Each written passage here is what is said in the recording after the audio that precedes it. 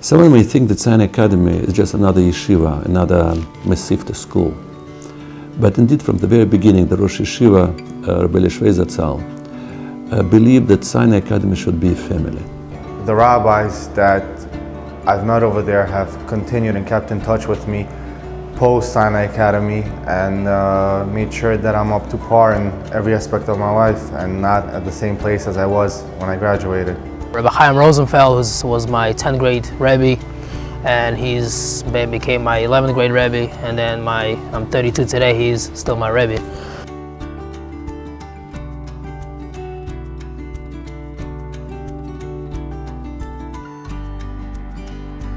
As principal of Sinai and as Rebbe for over 15 years, you see daily miracles.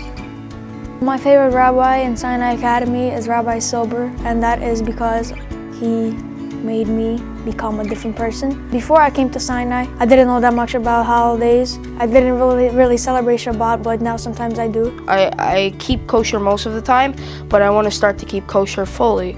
Rabbi Silberberg, he always convinces me. He gives me an answer, and that answer helps me do what's right. And when I do what's right, it helps my whole family also do what's right. I decided to go to yeshiva because I wanted to learn Torah and see what being a Jew is more about. I saw people walking around the yeshiva with just hanging out.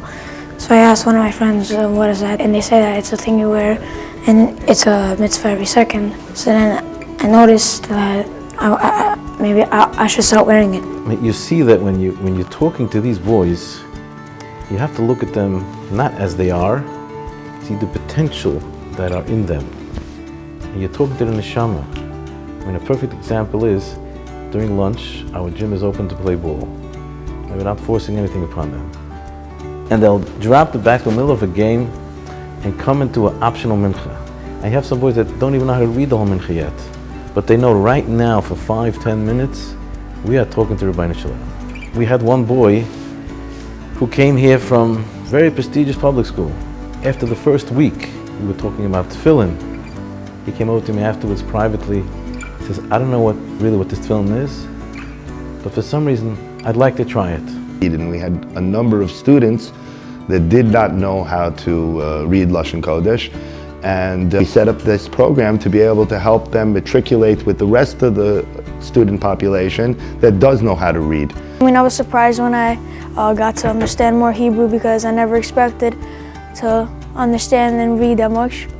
About 2 years ago, Rabbi Silber asked me if I had my bris, and I said no. He kept pushing me to get a bris, and I was a bit hazy if I wanted one or I didn't. It took till 11th grade when he finally said, Rebbe, I'm going to do it.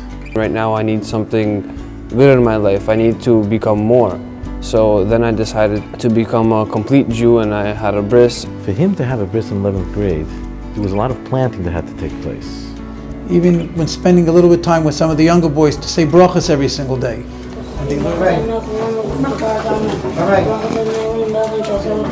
That even when they leave Sinai, they text me every morning and say, Rabbi, I said the 15 brachas this morning. I started my day off on the right foot. He is my 4th year as the English principal here, and there's absolutely nothing that I would rather do than being here. I came to Sinai myself in 1990. And I guess I never left. I mean, I've been here since then. Even though when I wasn't in Sinai, I was always somehow connected to Sinai, whether it be events or the Rebbeim. The Rebbeim here help you out a lot.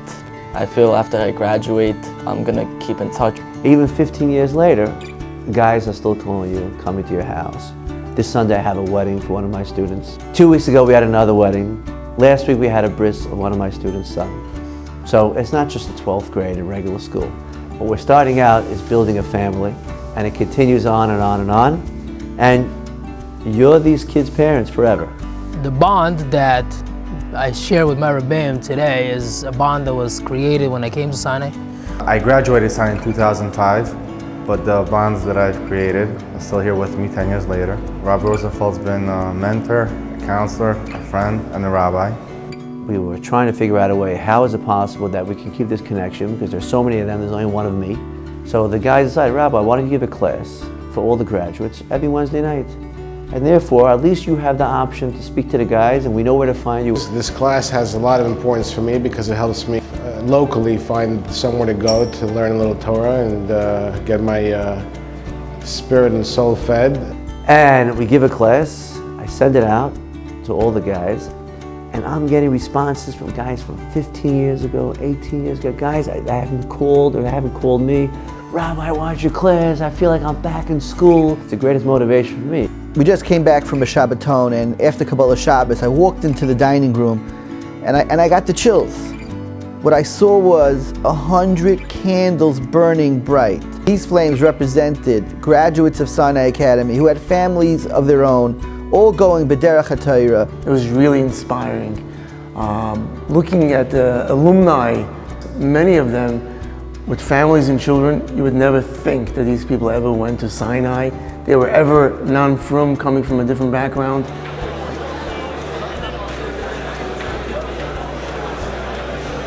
Sinai Academy is definitely a place with the Rebbeim on top of the Bochurim, not in a pressure way, but in a way that they try to give over more, and they make the Bochurim feel like they're important. And even after Sinai, all my Rebbeim still invite me for Shabbos, and they keep in contact with me. And eventually Rabbi Rosenfeld started telling me that, Eliyahu, you're going to end up in Eretz Yisrael, you're going to end up in Yeshiva. And I told him, Rabbi Rosenfeld, you don't know what you're talking about. Let's drop it. It's like he had nevuah. What can I say? Eventually it happened, and I still tell it to him.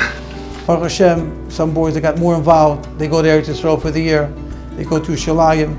They surprise themselves at how much they could grow, and how much they feel proud of being a Yid, and how much the Torah changes their life, their personality, that they stay on for a second year.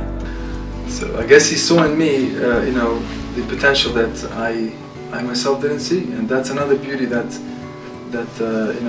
you will see in Sinai Academy, that the Rabbanim are able to connect to the Talmidim in a way that no one else can, and see their potential and help them reach that potential. It's just amazing to see how much koiches a person can have, that they can give so much of their time, and they take care of their Talmidim and graduates like their very own. We help them become who they are, and the response from them, the ahava that you get back from the Talmidim, it's something that cannot be described in words. One is not one. One is Darius, one is Mishpachas, and today we see the Mishpachas growing, and we see the Mishpachas themselves involved in Kirum. So the connection that started in 9th grade is not just continuing, it's growing, and our boys are being the car of other boys. Sinai Academy is not just a mesifta. We have shuls and we have a kollel for Sinai alumni, and which is open for other young Russian Jews as well.